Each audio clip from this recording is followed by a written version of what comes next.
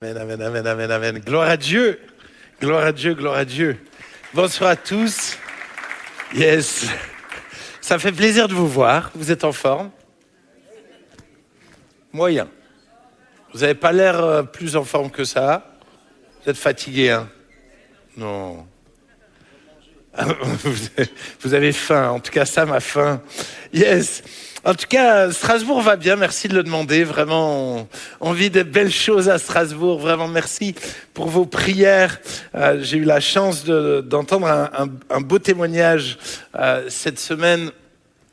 J'ai un monsieur qui vient à l'église depuis une année. Et puis, il m'a invité à manger vendredi. Et alors qu'il m'avait organisé un bon barbecue, vraiment de la bonne viande, alléluia. Et puis tout d'un coup, avec fierté, il me dit, je peux enfin t'inviter à manger avec de l'argent propre. Il a fait 12 ans de prison, il était un des dealers de drogue de Strasbourg. Et il disait, enfin, je travaille à la sueur de mon front et je peux t'inviter et t'offrir tout ça. Gloire à Dieu. Amen. Mais, amen, on peut déjà applaudir le Seigneur. Mais ce qui m'a touché le plus, c'est qu'il me dit, il y a un mois, j'ai amené un des autres dealers de drogue qui a été diagnostiqué d'un cancer. Et il est venu, il y a eu une parole de connaissance et qui lui disait de retourner faire des examens. Et ils n'ont plus trouvé aucune trace de son cancer. Et il est guéri. Alléluia. Gloire à Dieu, gloire à Dieu, gloire à Dieu, gloire à Dieu. Et je ne peux qu'appuyer ce qu'a dit Ben. Je crois que nous devons veiller, protéger l'œuvre du Saint-Esprit dans notre Église. Et des fois, je pense que vous imaginez que c'est le rôle des pasteurs. C'est ton rôle à toi. De prier que nous puissions rester attachés à l'œuvre du Saint-Esprit.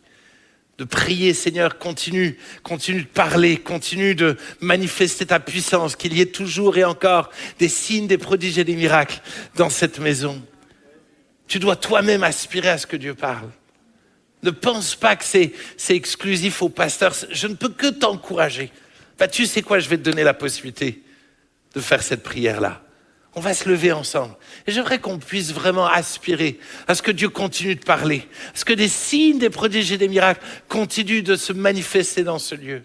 Vraiment qu'on puisse élever nos voix tous ensemble et dire, Seigneur, merci pour la grâce, mais nous avons soif de plus. Nous avons soif de plus. Élève ta voix, élevons nos voix. Oh Dieu, quelle grâce, quelle grâce, quelle grâce, quelle grâce, Esprit de Dieu. Merci d'agir, merci de manifester ta présence, merci de parler, merci d'agir. Merci pour tous les malades guéris, Seigneur, ce soir. Merci, Seigneur, pour tout ce que tu as fait, alors que nous avons étudié les 60 dernières années. Seigneur, nous sommes éblouis par ta fidélité, éblouis par ta puissance, éblouis par les dons spirituels que tu as manifesté dans ce lieu. Mais nous avons soif que tu continues. Nous avons soif que les dons se multiplient. Non seulement les mardis soirs et les dimanches, mais je prie que les dons continuent de se manifester dans les groupes de vie, continuent de se manifester dans la jeunesse, continuent de se manifester dans nos familles. Je prie que les dons spirituels se manifestent au travers de chacun d'entre nous. Je prie, Seigneur Jésus, que nous puissions tous ensemble être attentifs à ton esprit, sensibles à ton esprit. Je prie pour le don de discernement des esprits. Je prie pour le don des langues et d'interprétation des langues. Je prie, Seigneur Jésus, pour le don de foi, pour le don de miracle. Seigneur, je prie, Seigneur Jésus, vraiment que tu accordes, Seigneur, à ton Église tous ces dons, Seigneur Jésus. Je prie, Seigneur, pour des paroles de sagesse. Je prie, Seigneur Jésus, que tu te manifestes. Manifeste-toi. Surprends-nous encore. Vraiment, bouscule-nous. Fais ce que tu veux au milieu de nous. Manifeste-toi. Que les démons continuent d'être chassés. Que les malades continuent d'être guéris. Que les morts soient restés dans ce lieu. Que les morts soient restés dans nos familles, dans nos vies, dans notre quotidien. Je prie, Seigneur, que nous ayons soif de tout cela. Au nom de Jésus. Amen. Amen, amen, amen, amen, amen, amen, amen. Amen, amen, amen, amen, amen, amen, amen. Alléluia, alléluia. J'avais à cœur de vous présenter Jean-Charles. Je ne sais pas si vous connaissez Jean-Charles. C'est la photo numéro 1 qui va s'afficher. C'est quelqu'un qui me touche beaucoup. Il est baptisé du Saint-Esprit, il parle en langue et il a un don de prophétie. Je ne sais pas si vous avez entendu parler de lui. Il a un don de prophétie assez particulier. Et à chaque fois que j'ai la chance de le connaître et de lui parler, il a une sagesse hors norme. J'ai rarement connu un homme qui a une foi qui déplace vraiment les montagnes. Il se donne pour sa famille, il se donne pour les pauvres. Et vraiment, il a tout abandonné pour la cause. Et il m'inspire beaucoup. Est-ce que c'est le genre d'homme qui t'inspire ou t'aimerais finalement devenir comme lui? Est-ce que vous pouvez me montrer ceux qui aimeraient bien devenir comme lui? Laissez-moi vous parler un peu plus de Jean-Charles. 1 Corinthiens 13, versets 1 à 3. Quand je parlerai les langues des hommes et des anges, si je n'ai pas l'amour, je suis un airain qui résonne ou une cymbale qui retentit. Quand j'aurai le don des prophéties, la science de tous les mystères et toute la connaissance, quand j'aurai même toute la foi jusqu'à transporter des montagnes, si je n'ai pas l'amour, je ne suis rien. Et quand je distribuerai tous mes biens pour la nourriture des pauvres, quand je livrerai même mon corps pour être brûlé, si je n'ai pas l'amour, cela ne me sert de rien. Jean-Charles n'existe pas. C'est l'intelligence artificielle qui a inventé Jean-Charles. Mais Jean-Charles, parce qu'il n'a pas d'amour, il n'est rien. Parce qu'il n'a pas d'amour, il n'est rien. Et je crois que nous oublions trop souvent cette définition qui est quand même terrible. Quand tu n'as pas l'amour, tu es une cymbale qui fait du bruit. Tu es une cymbale qui fait du bruit. La suite du texte dit que tu n'es rien. Que tout ce que tu fais est inutile pour toi, pour les autres et pour Dieu. Tu peux faire des choses en apparence, mais si tu n'as pas l'amour, alors ça ne sert à rien. Et j'aimerais vous parler de l'amour. Aimer, c'est comme cuisiner, c'est le titre de mon message. Et je crois qu'aimer, ce n'est pas une option. Et je sais que c'est le genre de message qu'une grande majorité d'entre vous vous dites « je sais qu'il faut aimer son prochain ». Mais j'ai parfois peur qu'on le sait. Mais est-ce qu'on le vit vraiment? Et j'aimerais qu'on puisse scanner nos cœurs pour savoir où nous en sommes. Je ne sais pas vous, mais il y a des jours où je fais le bilan de ma journée et je me rends compte que j'ai côtoyé beaucoup de gens et que j'ai aimé si peu de gens. J'ai collaboré avec des gens. J'ai parlé à des gens. J'ai, je mets des guillemets, exploité des gens pour qu'ils rentrent dans ce qui m'arrange, mais où j'ai oublié de les aimer. Je ne sais pas où tu en es dans le fait d'aimer ton prochain. Je crois qu'il est essentiel de revenir à l'essentiel. Marc 12, verset 30 dit « Tu aimeras le Seigneur ton Dieu de tout ton cœur, de toute ton âme et de toute ta pensée et de toute ta force. Voici le second. Tu aimeras ton prochain comme toi-même. Il n'y a pas d'autre commandement plus grand que cela. » En d'autres termes, c'est la priorité des priorités. Jacques 2, verset 8 dit, « Si vous accomplissez la loi royale, selon l'Écriture, tu aimeras ton prochain comme toi-même, alors vous faites bien. » C'est la loi royale. C'est ce que le roi attend de nous. C'est qu'on l'aime lui et qu'on aime profondément notre prochain. Alors, qui est mon prochain? C'est mon premier point. Qui est mon prochain? Parfois, il est un peu piquant, mon prochain. Hein? Parfois, il est un peu dur à atteindre. Il paraît un peu distant. Mais je remarque que chaque prochain est très différent. Ils sont tous très différents. Et il y a des prochains, quand j'essaye de les côtoyer, c'est pas terrible. J'aimerais, en introduction, enfin dans mon premier point, vous rappeler l'importance de manger local et de saison.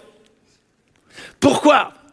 Parce que aimer son prochain, ce n'est pas aimer celui qui est au loin. C'est aimer celui qui est proche. Or, quand on est dans le tram, tout le monde est en train d'aimer quelqu'un qui est au loin et personne ne se parle les uns aux autres. Hello? On passe notre temps sur notre téléphone à parler à des gens qui sont loin. Et on néglige trop souvent ceux qui sont près. Combien de familles, pendant le repas, le téléphone a encore de la place au lieu de prendre soin de mes proches, de mes plus proches. Est-ce que j'aime encore mon prochain? Ton prochain, c'est tes voisins. Ouais, mais il ressemble un peu à ces endives, là. C'est un peu amer, mes voisins, ils sont un peu amers. Le texte dit pas « tu aimes ton prochain seulement s'il a un goût de pastèque ». Tu dois aimer ton prochain même s'il est un peu amer. Vu que c'est ton prochain. Oui, mais je ne l'ai pas choisi. C'est le principe. C'est qu'on doit aimer celui qui est proche. Or, nous sommes dans une culture où on aime ceux qu'on aime. On aime ceux qui nous ressemblent. On aime ceux avec qui on rigole bien. On aime ceux avec qui on peut faire des bons projets. Regardez ce que la Bible dit. C'est Jésus qui parle. Luc 6, versets 32 à 36. Luc 6, 32 à 36. Voilà ce qu'il est écrit. Si vous aimez ceux qui vous aiment, quel gré vous en saura-t-on? Les pécheurs aussi aiment ceux qui les aiment. Si vous faites du bien à ceux qui vous font du bien, quel gré vous en saura-t-on? Les pécheurs aussi agissent de même. Et si vous prêtez à ceux de qui vous pouvez espérer recevoir, quel gré vous en saura-t-on? Les pécheurs aussi prêtent aux pécheurs afin de recevoir l'appareil. Mais aimez vos ennemis. Faites du bien et prêtez sans rien espérer. Et votre récompense sera grande et vous serez fils du Très-Haut, car il est bon pour les ingrats et pour les méchants. Soyez donc miséricordieux comme votre Père est miséricordieux. Ce que ce texte veut dire, c'est que nous ne devons pas aimer que ceux qui nous aiment. Ouch. Réfléchis bien. Parce que j'ai peur que 90%, allez, je lance, je suis un peu toujours à exagérer, mais quand même, on aime ceux qui nous aiment. On aime ceux qui nous ressemblent. On aime ceux avec qui on peut passer des bons moments. La Bible dit que quand on organise un repas, on doit inviter des gens qui ne pourront jamais nous le rendre en retour. C'est quand la dernière fois que tu as invité des gens qui ne te ressemblent pas. Peut-être qu'ils n'ont pas de conversation, peut-être qu'ils ne sentent pas bon. C'est quand la dernière fois que nous avons mis en pratique cela, le fait d'aimer tout le monde. Dans une église comme cela, on peut vite se retrouver toujours avec les mêmes. C'est quand la dernière fois que tu as invité quelqu'un que tu ne connais pas dans l'église. Tu as dit « Hey, j'aimerais trop te rencontrer. Ça ne dirait pas de venir un de ces dimanches à la maison ?» Il n'y a pas beaucoup d'amen. Certains louent le Seigneur de ce que je sois à Strasbourg. Le texte va jusque dire que nous devons aimer nos ennemis. Alors, je ne sais pas si tu as beaucoup d'ennemis. Mais je me dis, déjà celui qui est insupportable, si tu n'arrives déjà pas à l'aimer lui, heureusement que tu n'as pas trop d'ennemis. Parce que le texte nous dit que nous devons aimer nos ennemis. Nous devons aimer sans rien attendre en retour. Sans rien attendre en retour. Combien de fois n'avons-nous pas aimé quelqu'un parce qu'en retour, on a de l'affection, on passe des bons moments. Donc finalement, on cherche notre intérêt dans les relations. J'ai eu la chance de grandir avec une maman qui aimait profondément les gens. Et les gens qui sentaient des fois pas bons, qui n'étaient pas populaires. Et je dois dire que quand j'étais ado et jeune, je ne comprenais pas. Et aujourd'hui, je me dis, mais waouh, c'est elle qui avait tout compris. Et je prie que nous puissions être de ceux qui aimons profondément notre prochain, quel qu'il soit. Encore une fois, ça commence par notre famille, ça commence par nos voisins, mais ça continue par ton patron et tes collègues de travail. Est-ce que réellement tu les aimes? Non, c'est mes collègues de travail, je travaille avec eux. Mais à partir du moment où ils sont proches de toi, tu dois les aimer. C'est un commandement. C'est pas une option. C'est un commandement, c'est un fait. Est-ce que tu aimes ta caissière, la caissière qui te sert? Tu l'aimes? Est-ce que tu l'aimes? Ok, ça veut dire quoi? Facile de dire amen. Comment tu l'aimes? Est-ce que profondément tu l'aimes? C'est vrai, toute ma vie de ce jour, j'avais un groupe de ville avec des ados à Saint-Louis.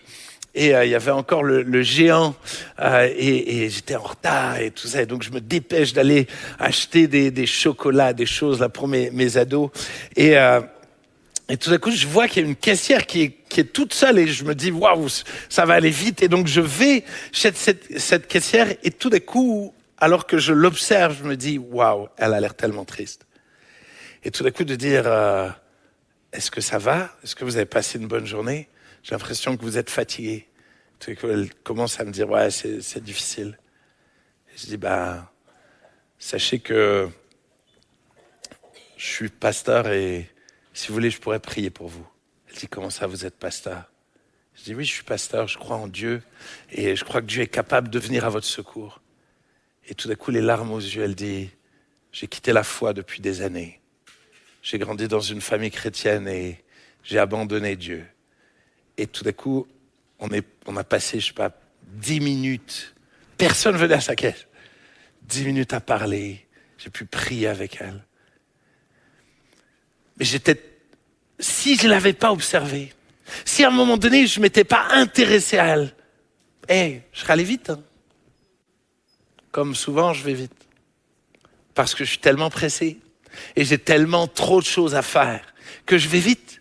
Alors je passe outre. Ça vous rappelle quelqu'un, non? Combien de fois on passe outre? On a des prochains partout autour de nous. Et on est tellement concentré sur tellement de choses qu'on en oublie d'aimer profondément les gens. Dans le texte qu'on a lu, c'est assez incroyable. Mais aimez vos ennemis, faites du bien et prêtez sans rien espérer. Votre récompense sera grande, écoutez bien, et vous serez fils du Très-Haut. En d'autres termes, il est en train de dire qu'à partir du moment où tu es fils du Très-Haut, c'est logique que tu aimes ton prochain. Il est en train de dire ça doit faire partie de notre identité. Ça doit faire partie de notre quotidien, de ce qu'on est et de ce qu'on fait. Alors mon deuxième point, c'est aimer. Ça veut dire quoi? Aimer, ça veut dire quoi? Jean 15, verset 13. Il n'y a pas de plus grand amour que de donner sa vie pour ses amis ou pour ceux qu'on aime. Il n'y a pas de plus grand amour que de donner sa vie. Il n'y a pas de plus grand amour.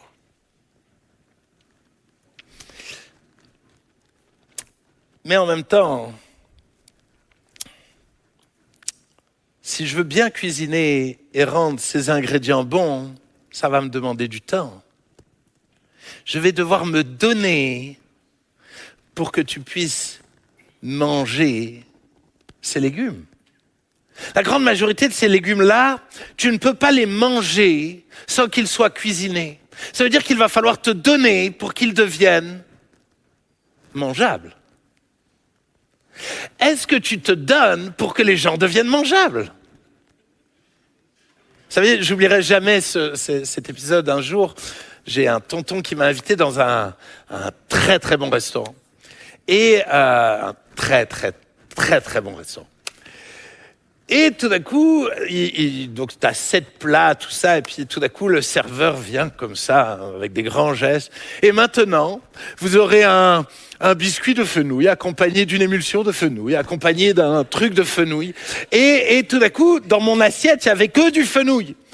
Et je regarde ma femme, et je le fais par les yeux, en mode « Ah, j'aime pas le fenouil ». Et elle, par les yeux, elle me répond « Moi non plus !» Et on se dit « Purée, on est dans un grand restaurant et ils nous servent du fenouil !» Et vraiment, j'étais en train de me dire « Mais pourquoi me servir du fenouil? J'aime pas le fenouil. Servez-moi quelque chose ou alors assorti avec d'autres choses. » Et tout d'un coup, on m'a invité, donc j'allais pas rien dire. J'essaie d'être poli de temps en temps. Et donc, je mange. Et tout d'un coup, je dis, oh purée, mais comme c'est bon. Et le croquant de fenouil, oh purée, comme c'est bon. Et tout d'un coup, toute l'assiette, mais comme c'était trop bon. Et je me suis dit, mais le fenouil, c'est bon finalement. Attendez, je croyais que c'était pas bon. Mais finalement, ce qui rend un ingrédient bon, c'est pas l'ingrédient. C'est la préparation, c'est celui qui cuisine. Donc j'ai décidé maintenant à la maison que dès qu'il y a un ingrédient qu'on n'aime pas, on l'achète. Et on doit apprendre à le cuisiner pour que ça devienne bon. On a attaqué le chou de Bruxelles, on a attaqué quelques petits légumes qu'on considérait comme pas bons, et on essaie d'apprendre à les rendre bons en les cuisinant. Hey, si tu commences à aimer ton patron, à vraiment l'aimer, à te donner pour lui, à prendre du temps pour lui. Parce qu'il y a des légumes, il vaut mieux les laisser bouillir un petit peu, ou les laisser au four, vous les donnez à Dieu, laissez le four agir, et tout d'un coup, ce qui était avant, pas terrible, quoique certains aiment le chou-fleur cru, je ne vous comprends pas, mais c'est pas grave. Tout d'un coup, ce qui vous paraissait pas bon, va le devenir. En d'autres termes, cela va prendre du temps, mais ne jette personne à la poubelle. Ne jette personne à la poubelle. Moi, un truc que j'aime beaucoup, c'est quand mes bananes deviennent noires. C'est drôle, hein? Vous avez vu votre réaction, hein? Ah, j'aime trop. Moi, j'aime beaucoup, vous savez pourquoi? Parce que ma femme fait un banana bread avec des bananes noires qui est extraordinaire. Sauf que vous croyez que la banane, elle est noire. Oh, je vais devoir la manger comme ça, c'est pas bon. Non! Si tu la cuisines, même noire, elle devient encore meilleure. Pourquoi? Parce qu'elle est entre les mains de ma femme. Alléluia. Alléluia. Les amis, peu importe les gens que Dieu a placés autour de toi, tu dois les aimer. Mais aimer, c'est comme cuisiner. 1 Corinthiens 13, versets 4 à 8 dit, l'amour est patient. L'amour est plein de bonté et de générosité en épices. L'amour n'est point envieux des autres légumes, mais il se réjouit des légumes que j'ai. L'amour ne se vante point, ne s'enfle point d'orgueil, à se considérer finalement, à considérer ses légumes comme peu importants. Il ne fait rien de malhonnête. Il ne cherche point son intérêt. Il ne s'irrite point. Il ne soupçonne pas le mal. Mais il ne se réjouit point de l'injustice, mais il se réjouit de la vérité.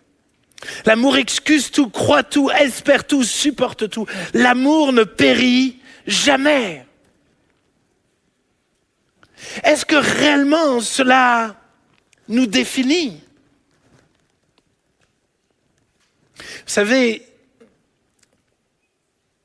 il ne se réjouit point de l'injustice, mais il se réjouit de la vérité. Il y a des choses qu'il faut couper. Il y a des choses qu'il faut savoir couper. Il y a des choses qu'il faut savoir ne pas accepter par amour pour l'autre. La Bible dit que si tu vois ton frère dans le péché, va, trouve-le et reprends-le. Il y a des choses qu'il faut savoir couper.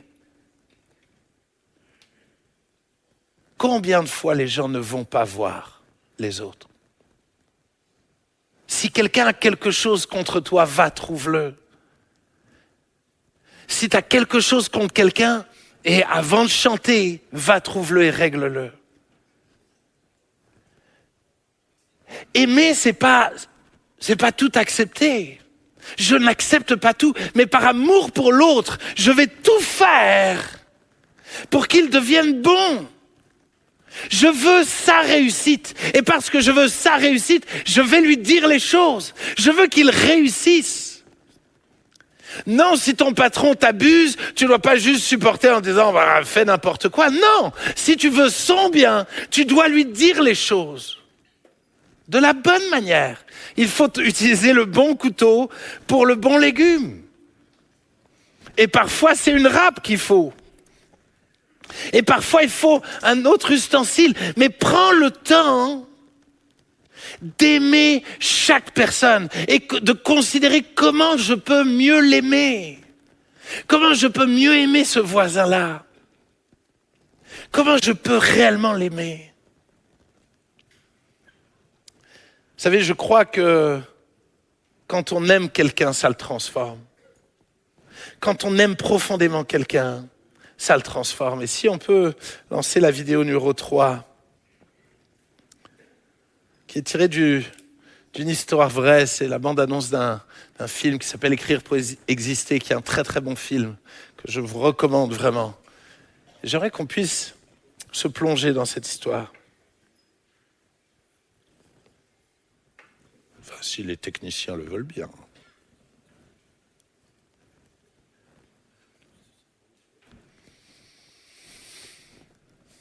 Tadam!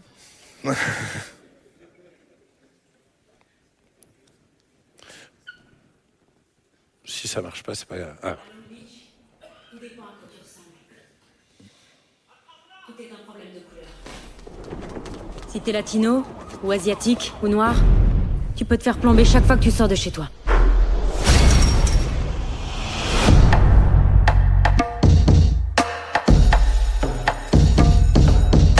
Asseyez-vous. Je m'appelle Erin Bruel. Les écoles se divisent selon les différentes tribus. Je veux pas être à côté de lui. J'irai pas derrière avec eux. Putain, c'est pas à moi que tu parles! On se tue pour des questions de race, de fierté et de respect. On se bat pour notre Amérique.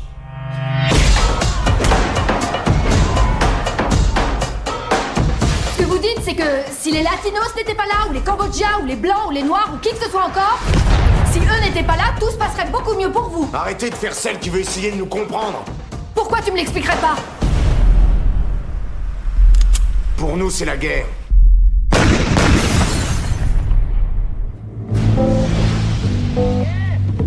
Vous êtes un professeur sans expérience. Rien ni personne ne peut forcer quelqu'un à s'instruire. Écoutez-moi, tous. Mettez-vous sur la ligne si vous avez perdu un ami dans la guerre des gangs. Restez sur la ligne si vous avez perdu plus d'un ami. 3. 4 ou plus. À partir de cet instant, la personne que vous étiez, elle a perdu son tour, cette personne.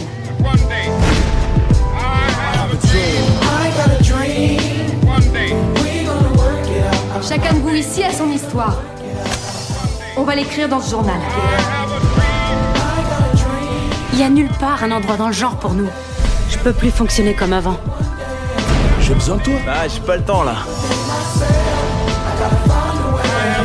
Il y a personne qui veut écouter les ados et ils voient pas les gars. J'ai attendu que la police Je sais arrive. même pas comment cette guerre a commencé. J'ai entendu des coups de feu.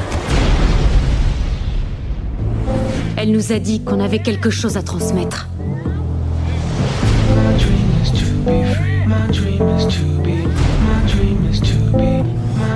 Seul, merci beaucoup, seul l'amour peut changer quelqu'un.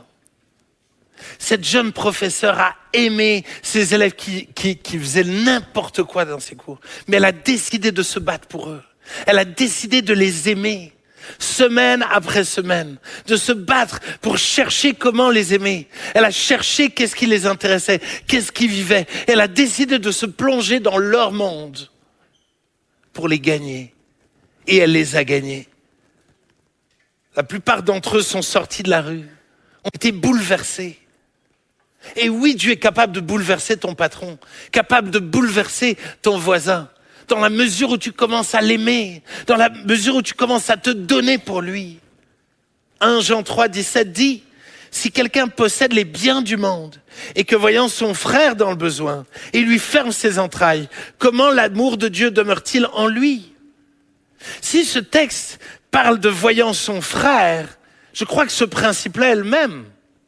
Pierre et Jean, voyant le paralytique, vont dire « Je n'ai ni argent ni or, mais ce que j'ai, je te le donne. » Tu as quelque chose à donner. Nous avons tous quelque chose à donner. J'ai décidé de ne jamais croiser quelqu'un qui demande de l'argent, quelqu'un dans la rue, sans prier pour lui. Je ne peux pas donner de l'argent à tout le monde. Mais je peux prier pour tout le monde. Je n'ai pas le temps de faire des prières de 2 heures. Mais j'ai forcément la capacité de faire une prière de 10 secondes. Je crois que nous avons des choses à donner. Nous avons été tant bénis et nous devons bénir les autres. Nous avons goûté à l'évangile, cet évangile qui nous a transformés. Je ne peux pas juste être indifférent des gens autour de moi. Si on peut mettre la photo numéro 2, je suis parti au Sénégal avec une équipe de 20 jeunes. Nous étions 20 jeunes au Sénégal. Des jeunes de Strasbourg, de Mulhouse et nous sommes partis. Alors, ah ouais, on voit pas bien. Mais c'est pas grave. Voilà, c'est une partie en plus de l'équipe. Mais on est parti à l'aventure et un des objectifs, c'était de partir dans des villages non atteints où il y a aucune présence chrétienne ou très peu. Et on est parti faire ce qu'on appelle la mission des 70. C'est-à-dire dans la mission des 70, dans Luc 10, Jésus les envoie en leur disant « Vous prenez rien avec vous. Vous prenez rien et vous allez là où on acceptera que vous alliez. Vous mangez ce qu'on vous donnera. Vous dormirez là où on accepte de vous faire dormir. Vous partez sans rien. Et vous allez guérir les malades, rester les morts, chasser les démons et annoncer le fait que le royaume est proche. » Et nous sommes partis comme ça et je dois dire, j'ai eu la grâce de partir avec ma petite fille de 1 an. Et on est parti sans savoir où on allait dormir, sans savoir ce qu'on allait manger.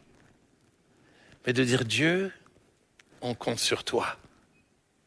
On n'a rien, ou plutôt, on va donner que l'essentiel de ce qu'on a.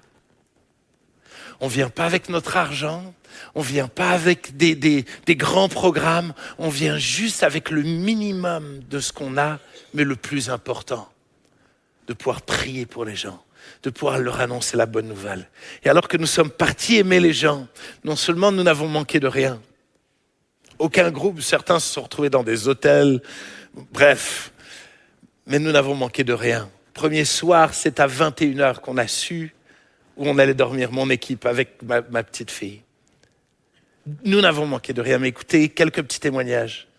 C'est ce malade qui était guéri de ses problèmes respiratoires. C'est cette petite fille qui était guérie, ça faisait plusieurs semaines qu'elle n'allait pas à l'école, qui a pu aller à l'école. C'est cet homme qui n'arrêtait pas de vomir, qui a été complètement guéri. Cette mamie qui a été guérie et sa petite fille le lendemain est venue nous voir en disant « Mais vous êtes ceux qui avaient prié pour ma mamie, alors moi je veux connaître votre Jésus ». C'est ces personnes tourmentées qui ont été libérées, qui se sont mis à dormir paisiblement alors que nous étions là-bas. C'est cette personne qui avait des douleurs d'épaule qui a été complètement guérie. c'est tout d'un coup un groupe qui s'est retrouvé dans des funérailles, qui a voulu prendre soin des gens du village, et tout d'un coup ils leur ont donné le micro entre guillemets en disant donnez-nous quelques mots. Ils ont pu prêcher et prier pour les gens. Ce sont des dizaines de personnes qui se sont données à Jésus. Je pense à ce village qui était complètement fermé. Ils sont allés dans le village suivant et plusieurs familles se sont données entièrement à Jésus. C'est cet imam qui nous a permis d'annoncer l'évangile à toute sa famille et de prier pour sa femme. C'est le chef du village qui a été chercher des enceintes pour qu'on puisse prêcher à tout son village, alors que c'est 94% de musulmans. Et je termine avec cet alcoolique qui était tellement touché par l'amour de ces jeunes. Sa femme a été guérie et tellement touché qu'il a dit « Je veux donner mon terrain pour construire une église ». Je crois que quand on aime, alors le surnaturel prend place. Le surnaturel prend place. C'est ce qu'on a vu chez Papa Jean. Il a aimé les gens et le surnaturel l'a accompagné. Et je crois que dans la mesure où nous allons réapprendre à aimer nos prochains, alors le surnaturel va prendre place. Il faut que je termine. Il faut que j'avance vite et que je termine. Mon troisième point, c'est quand mon prochain a forcément quelque chose à m'apporter.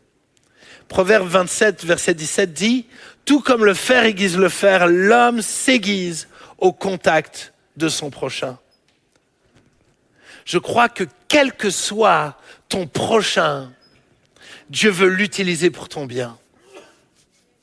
Je répète. Quel que soit ton prochain, Dieu veut l'utiliser pour ton bien. Quel que soit. Pourquoi je dis ça? Parce que même s'il fait n'importe quoi et qu'il pêche et qu'il te fait souffrir, je crois que ce qu'il va faire va te permettre de réaliser à nouveau la gravité du péché et à quel point le péché est grave et fait souffrir les autres. Et je ne sais pas toi, mais des fois j'oublie que mes péchés, mon mauvais comportement fait du mal aux autres. Et malheureusement, c'est des fois quand je le subis que ça me ramène à la raison. Je crois que quand je suis dans des situations extrêmement compliquées, ça m'oblige à mourir à moi-même et à pardonner. Est-ce que c'est facile? Non. Mais c'est alors que je meurs à moi-même, que je pardonne. C'est alors que je me rapproche de Jésus, celui qui a aimé son prochain et qui en est mort. Hébreux 5, versets 8 et 9 dit « Bien qu'il fût le Fils de Dieu, il a appris l'obéissance par tout ce qu'il a souffert. Après avoir été élevé à la perfection, il est devenu la source d'un salut éternel pour tous ceux qui lui obéissent. » Jésus a appris des choses au travers des souffrances que les gens lui ont faites. Oui, il y a des moments où c'est difficile d'aimer nos ennemis, d'aimer les gens autour de nous. Mais je crois que si Dieu a placé les gens autour de nous, c'est qu'il va changer le mal en bien dans la mesure où tu lui fais confiance. C'est ce qui s'est passé pour Joseph. Joseph ne s'est pas rebellé, mais il a décidé de faire confiance à Dieu. Et Dieu a changé le mal en bien. Et c'est pour cela que je crois que nous devons réapprendre à aimer notre prochain. Et pas à nous isoler. Et pas à nous... Des fois, on se protège tellement parce qu'on a souffert, et je le comprends. Au lieu de dire, Dieu, j'ai besoin de guérir. Je veux aller auprès de toi, je veux guérir, je veux pardonner. Et je veux réapprendre à aimer ceux qui m'ont fait du mal. Je ne veux pas vivre sous le poids, sous la malédiction finalement de ce que j'ai vécu et subi. Je veux pardonner, je veux aimer en retour, je veux relâcher l'offense. Et je veux réapprendre à aimer. Encore une fois, je l'ai dit tout à l'heure, il y a des gens, tu dois les aimer, mais d'abord il faut que tu les mettes au four. D'abord, il faut que tu les mettes dans l'eau bouillante. L'eau bouillante, c'est l'image du Saint-Esprit, hein, ou dans de l'huile bouillante. Voilà, j'ai un peu d'huile. C'est peut-être mieux l'huile bouillante. Dans l'image du Saint-Esprit, entre les mains du Saint-Esprit. Il y a des gens où, effectivement, il faut leur laisser du temps. Mais toi, prie pour eux. Oui, il y a des moments où je dois prendre une certaine distance parce que la relation est toxique. Mais ce n'est pas parce que je mets de la distance que je dois ignorer. Est-ce que tu sais que la pire chose que tu puisses faire à quelqu'un, c'est l'ignorer? La pire chose qu'on puisse faire à quelqu'un, c'est l'ignorer. Et je crois que nous devons réapprendre à investir en l'autre. Parfois juste en commençant par la prière. Et puis à un moment donné, parce qu'on prie, parce qu'on se bat dans la prière, on fait un petit pas vers l'autre. Puis on voit comment ça se passe. Est-ce que c'est cuit ou c'est pas cuit? Est-ce que ça marche ou ça marche pas? Alors, je termine. Comment fait-on pour aimer? Comment on fait? Comment on fait? Très bonne question. Éphésiens 5, versets 28 à 29 dit, vous allez être un peu bousculé par ce verset. C'est ainsi que les maris doivent aimer leurs femmes, comment? Comme leur propre corps. Celui qui aime sa femme s'aime lui-même. Car jamais personne, écoutez bien, c'est pas moi qui le dis, jamais personne n'a haï sa propre chair. Jamais personne. Beaucoup de gens disent je ne m'aime pas. Le texte dit que jamais personne n'a haï sa propre chair. Mais il la nourrit et en prend soin comme Christ le fait pour l'Église. Vous avez remarqué qu'à chaque fois, il dit que je dois aimer mon prochain comme moi-même. Nous nous aimons tous. Et c'est pour cela qu'on se protège. C'est pour cela, malheureusement, que certains même sautent la vie. C'est parce qu'ils souffrent trop. Ils veulent se protéger. Nous nous aimons tous. Et c'est pour cela que nous cherchons à être en sécurité. Mais c'est pour cela que nous devons mettre notre énergie dans le fait de nous réfugier en Dieu. Pourquoi?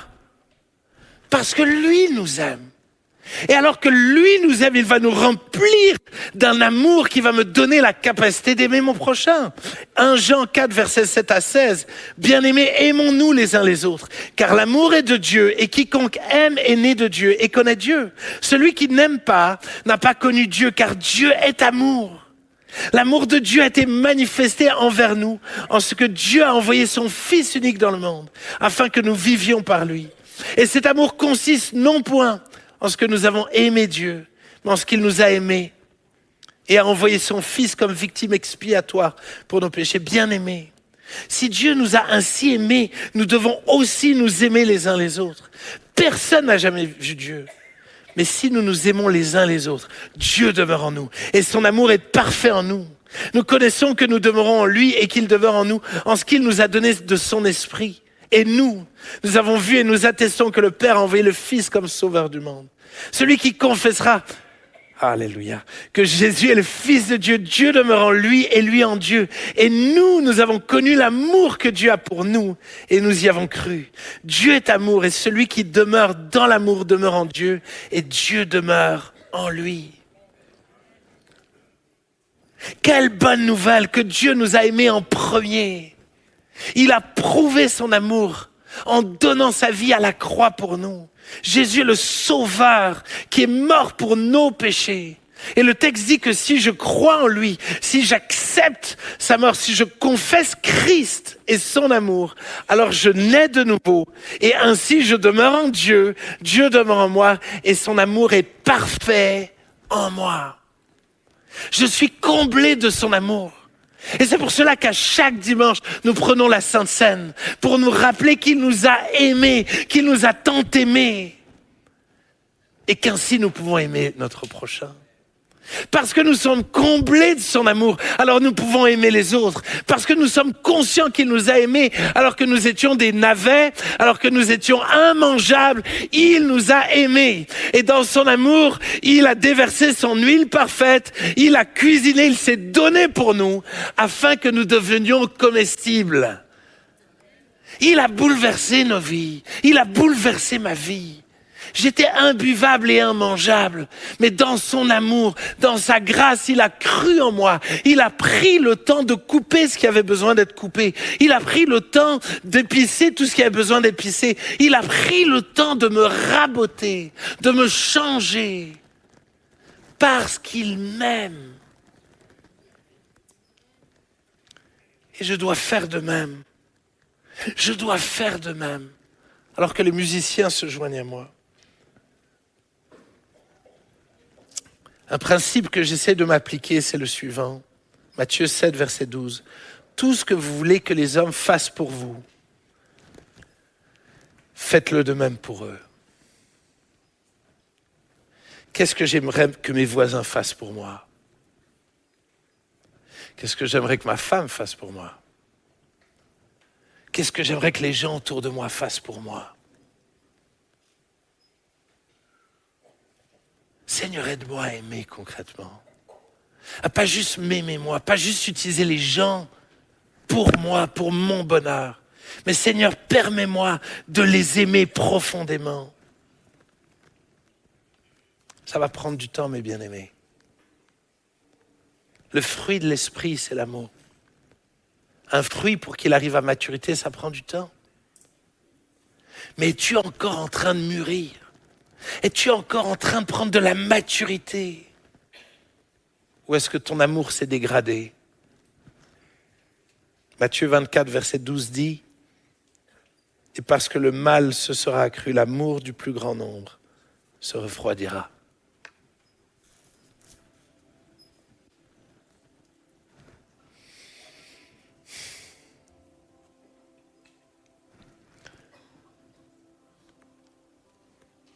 Je ne sais pas où tu en es, mais je sais où j'en suis.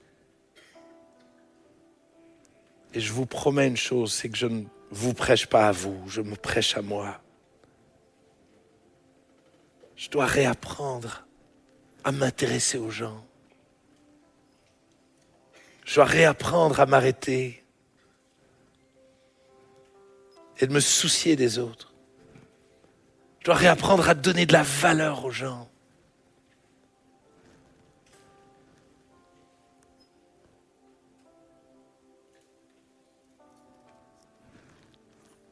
Je dois renoncer à mon égoïsme.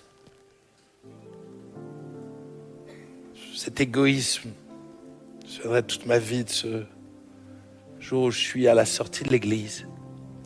J'ai un de mes amis, SDF Jean-Paul, qui est près du Seigneur aujourd'hui. Jean-Paul m'avait jamais demandé de l'argent. Jamais. Pourtant, je l'ai vu dans la rue des dizaines et des dizaines de fois. Mais ce jour-là, il vient à la fin du culte et il me dit « Thibaut, je suis désolé de te demander ça, mais est-ce que tu n'aurais pas un peu d'argent? J'ai pas mangé depuis 3 jours. » C'est fou parce que c'est tombé à une période un peu short au niveau financier. Et j'avais un repas avec mon groupe de vie juste à la fin du culte. Et j'avais gardé 10 € pour ce repas-là, parce qu'on allait manger au McDo. J'ai gardé 10 €. Et voilà ce que je lui ai dit. Certainement une des choses que je regrette le plus de ma vie. Je lui ai dit, je ne peux pas t'aider, j'ai juste assez pour moi. Et alors que je suis parti rejoindre tous les jeunes, je suis arrivé forcément après tout le monde. Et alors que j'arrive, les jeunes m'avaient fait la surprise de s'être cotisés pour me payer le repas. J'oublierai jamais de ce moment de ma vie. Trop d'égoïsme en moi. Trop d'égoïsme. Trop d'égoïsme. Dès que les choses ne vont pas dans mon sens, je jette. Je veux juste consommer. Je veux juste manger vite. Mais je ne suis pas prêt à prendre le temps. Je ne suis pas prêt à prendre le temps de cuisiner. Prendre le temps d'aimer. Prendre le temps de m'intéresser, prendre le temps d'intercéder, de prier pour et de croire dans des gens dont personne ne croit. Mais bien aimé, je dois changer. Je dois changer.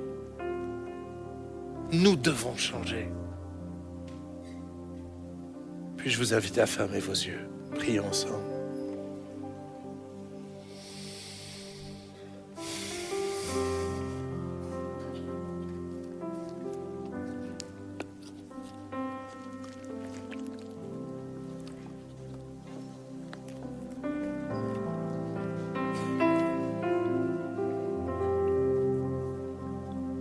Ce soir, je ne suis pas venu faire la morale à personne.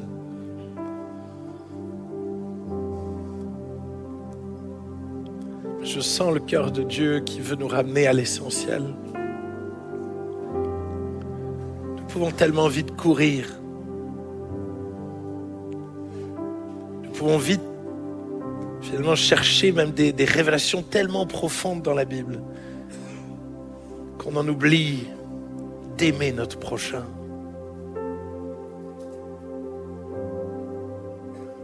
D'aimer profondément notre prochain.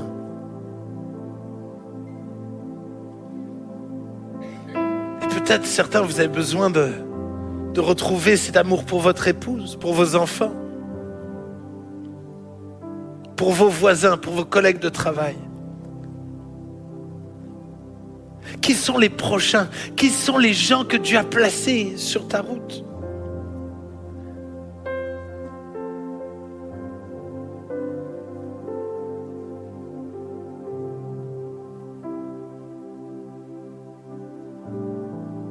Alors que Dieu m'a envoyé à Strasbourg, j'ai dû faire le deuil que mes relations avec certaines personnes ne seront plus les mêmes ici.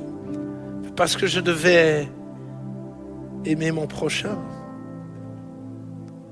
Je devais investir mon temps pour les gens, les nouvelles personnes que Dieu mettait autour de moi. Il y a des moments où il nous faut accepter de lâcher certaines relations pour investir dans ce que Dieu place autour de toi, tout près de toi.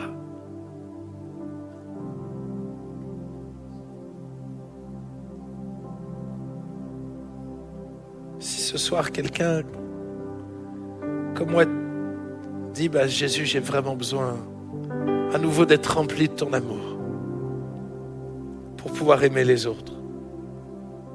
J'ai besoin d'un réveil de ton amour. J'ai besoin que tu me réapprennes à aimer. J'ai besoin de revenir à l'essentiel. Si ce soir, Dieu t'a parlé, alors puis-je t'inviter à te lever à ta place, te joindre à moi, comme un acte de repentance, de dire Seigneur, pardon, d'avoir négligé mon prochain. Alors puis-je t'inviter à te lever, nous allons prier ensemble. Après, je laisserai Ben prendre la suite. Seigneur, je suis le premier debout et tu vois combien je cours tellement souvent, tellement. Et trop souvent, j'ai oublié, j'ai négligé le fait de m'arrêter, de m'intéresser aux gens, d'aimer profondément les gens. Pardon, Seigneur, pour toutes les fois où j'ai négligé les gens que tu avais placés autour de moi. Pardon pour toutes les fois où je suis capable de parcourir le monde et d'oublier d'aimer juste ceux que tu as mis là, juste là à côté de moi. Aide-moi à les voir comme tu les vois. Remplis-moi d'un amour nouveau pour eux, pas juste de sentiments, mais d'un amour qui se donne, d'un amour patient, d'un amour plein de bonté, d'un amour qui ne cherche pas son intérêt. Donne-moi cet amour qui est capable de dire les choses. Cet amour qui se réjouit de la vérité, qui est capable de dire la vérité aux autres. Donne-moi d'aimer profondément les gens autour de moi, s'il te plaît. Ta parole m'invite à ne pas aimer juste en parole, mais en acte et en vérité. Et je prie que je vive cela. Je prie que je puisse vivre cela. Je t'en supplie, Seigneur. Aide-nous dans ta grâce. Aide-nous, je t'en supplie, Seigneur. Et aide-nous dans notre quotidien. Rappelle-nous ce message. Quand on fait nos courses, rappelle-nous ce message. Rappelle-nous ta parole. Rappelle-nous ces versets-là pour que nous puissions le vivre dans notre quotidien. Seigneur, je prie que ça ne remplisse pas nos têtes, mais que ça puisse réellement devenir comme un moteur qui nous aide dans notre quotidien. Merci pour ta grâce. À toi toute la gloire, Seigneur. Amen.